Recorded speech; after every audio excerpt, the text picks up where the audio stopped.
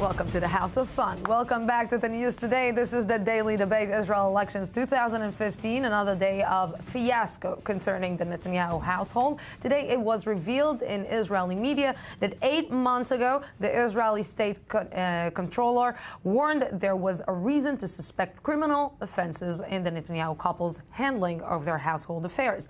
But the latest poll from Israeli Haaretz newspaper shows Netanyahu gaining strength. Okay, so do you want to understand how come it's happening? With me is Dov Lipman, Israeli member of parliament of the Yesh Atid party. Good evening. Lucy. Good to have you back.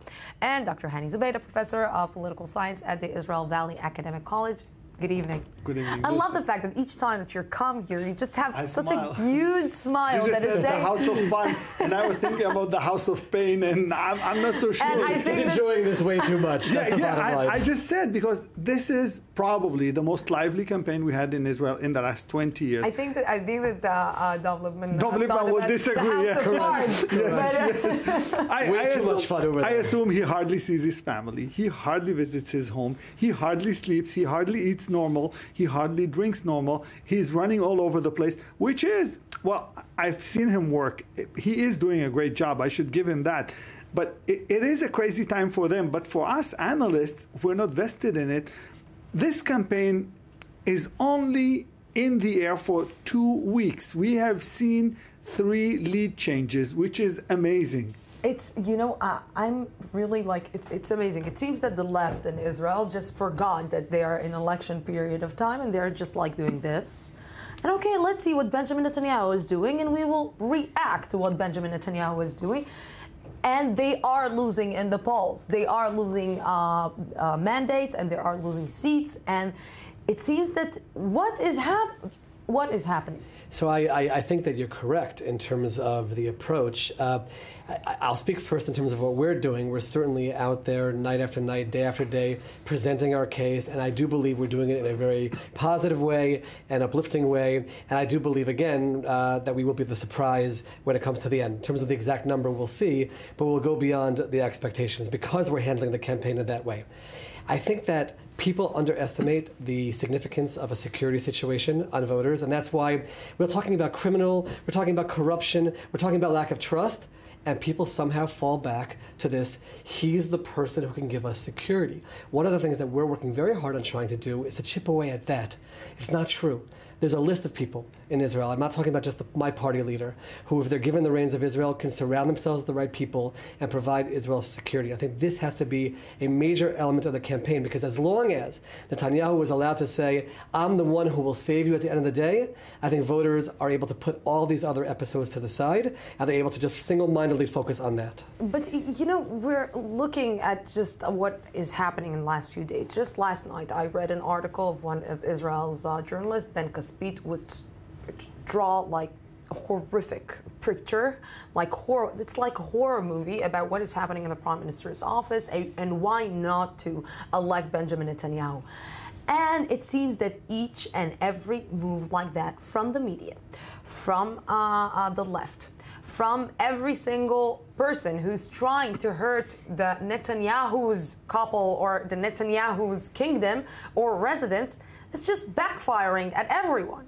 Let me make a differentiation. A distinction must be made here. Let me remind you of names: Ayelet Shaked, Naftali Bennett, Yoaz Hendel, and other names. All of them worked in the Netanyahu household. Well, not in the household, but in the Prime Minister office, which is kind of like part of the Netanyahu household.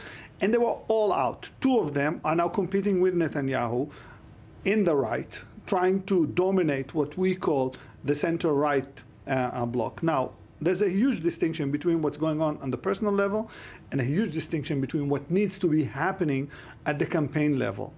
The campaign of the left, with all due respect, and I think I said that, the start mark of the campaign of the left was unbelievable. These 2 people, Tzipi Livni and Yitzhak Herzog, the joint forces of them brought something nobody thought they would bring. 13 seats, boom, 21, 24, 25, 26 seats. But then the public said, okay, we're happy. You're presenting an alternative. What is the agenda? Excellent. So This is the vessel. What's in the vessel? And they can't see anything in the vessel. Because they're not promoting anything. Because what they're doing, and I think it has to, they need right now to call all their campaigners, all the people they're working with, put them in a room and tell them, you're not leaving this room until we have a campaign.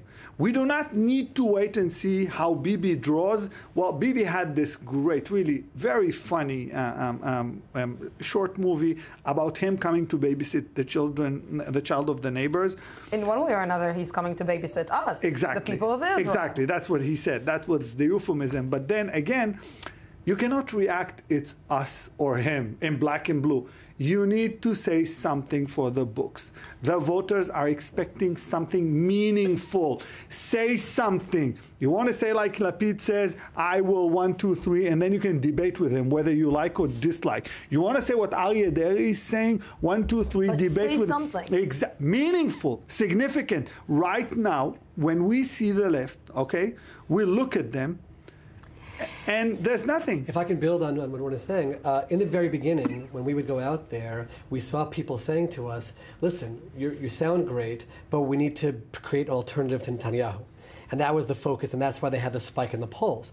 Now, people are saying, but wait a minute, there are issues in my country. There are day-to-day live issues. There are socioeconomic issues, education issues in my own life. And they're switching towards us or other possible parties because they're saying, we didn't hear anything about these issues. We are day after day presenting our plan about these issues. And again, they can be debated, we can argue them, but we're presenting them. We're showing what we did on these issues, what we want to continue doing on these issues. And that is what voters ultimately want to hear. I want to take you back to the head-to-head clashes that we're seeing. Today we heard Isaac Herzog giving an interview to one of the websites in Israel, Israeli websites, and saying that Lieberman is an extreme right politician, person, you should not... Is this really, with this, you're going to the border? Because if you're going head-and-head, he will lose in front of Lieberman. Because, again, if we're talking heads-to-head, Lieberman is, much like more of the manly man that can bring the answer to the Israelis.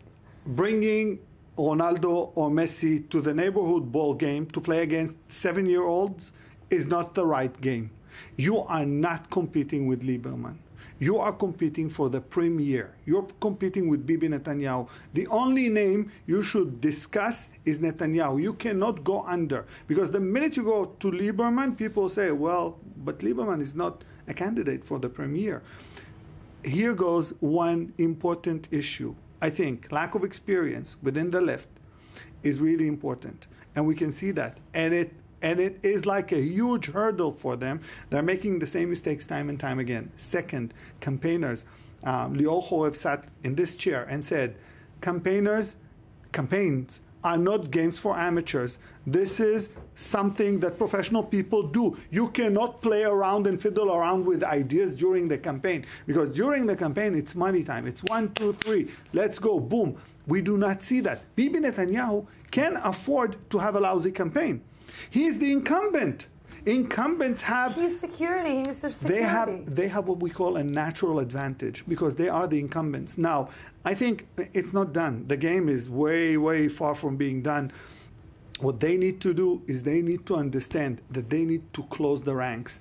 They need to work a tighter shift, and they must produce something. There's one important last issue, which I would recommend to all the candidates. There's a great book in political science, which is called Going Negative, which is the book which tells you exactly if you overgo negatively against other candidates, it starts hurting you back, not them. And I think what you said, to begin with, the Netanyahu household, I think people are starting to be fed up with this. I think Yair Lapid came out the other day and said the issue of this campaign should not be Sarah Netanyahu, it should be Benjamin Netanyahu. And the moment you start focusing on her, now again, if something criminal comes out and the like, that's a whole nother level. But it's critical that people who are criticizing about corruption have to be very careful that it can't be fired right back at them. Yeah, we in our party, we're running very strong on the corruption front, and that's because we have a package that we're bringing in terms of fighting corruption. We have the experience fighting corruption. We have a very clean list. To be out there throwing stones at Netanyahu when their response is, we'll show you what your issues are, that's also a very risky thing to do. Yeah, but you know, among our people we live. And we know that when there is smoke, there is fire, and it starts to be smoky, too smoky, all these things with Sarah Netanyahu. But you know, there might be an issue there. I should say so. There might be an issue there. But with all due respect, Israeli society does not stand and fall upon the shoulders of Sarah Netanyahu. I see two main things. But here. Israel does stand and fall. Well, not on Sarah Netanyahu's shoulder, I should say. But if so, then we're in a worse situation than I thought we would. I think there are two issues that should be taken into consideration. There's a huge misogynistic hints within what's being said about Sarah Netanyahu, the fact that she's a woman, and secondly, it's extremely vindictive the way people lash at her. I should say so. I would like to give every person the benefit of being innocent. We have police forces, and in a case that it is women. Yeah, well, after all the incidents, I should say we still have faith in our police.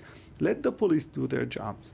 Let the state controller do his job. Let the legislative take a look at what's going on, maybe legislate something to try to change the way the household of the premier runs, because in Israel it is extremely fluid. It's not like the United States where everything is in tight shift and you have state people that are in charge of this. And I know better about the United States than Israel, because in Israel we have nothing. So let's, you mentioned the United States. Rudy Giuliani just paid a visit to Israel, and he gave a huge hug to Benjamin Netanyahu, saying that Benjamin Netanyahu going to the Senate and going to the Congress and actually giving a speech, this is a good thing. This is not a bad thing. And actually the United States needs to hear what Benjamin Netanyahu has to say. Maybe the United States needs to hear what Benjamin Netanyahu has to say. I think that Israel's voice regarding the Iranian issue is important. It doesn't necessarily have to be done in the framework of a joint session of Congress, which is a major, major event. As someone who grew up in the United States, this is a major event. This is prime time, 2 weeks before an election. You can do that in the context of a private committee, and all the senators and congressmen know it. The relationship between the United States and Israel is critical. We should be talking about that issue, not Sarah Netanyahu and bottles, again, unless the police get to something, which we'll see. We should be talking about the destructive nature of what he's done to that relationship and how vital that relationship is, and that we need leaders of this country who will take that relationship seriously, not take it towards anything personal, and when there are disagreements, which there will be, it be dealt with in the professional, quiet way it should be done. That should be an issue in this campaign. But you know what? I'm trying to look in the really good campaign video, small video that he that was out just a few days ago, and the babysitter. Yeah, the babysitter one, and. You know, maybe we do need a babysitter. Maybe we do need a babysitter. Maybe we are not capable to take care of our own. And maybe Benjamin Netanyahu is the solution, because he's seeing something that we're not seeing. So, again, the people who are surrounding the prime minister, whoever that will be, you know, I spoke to Yair Lapid and to Yaakov Perry about the security cabinet. What is it like there? Not to hear the information.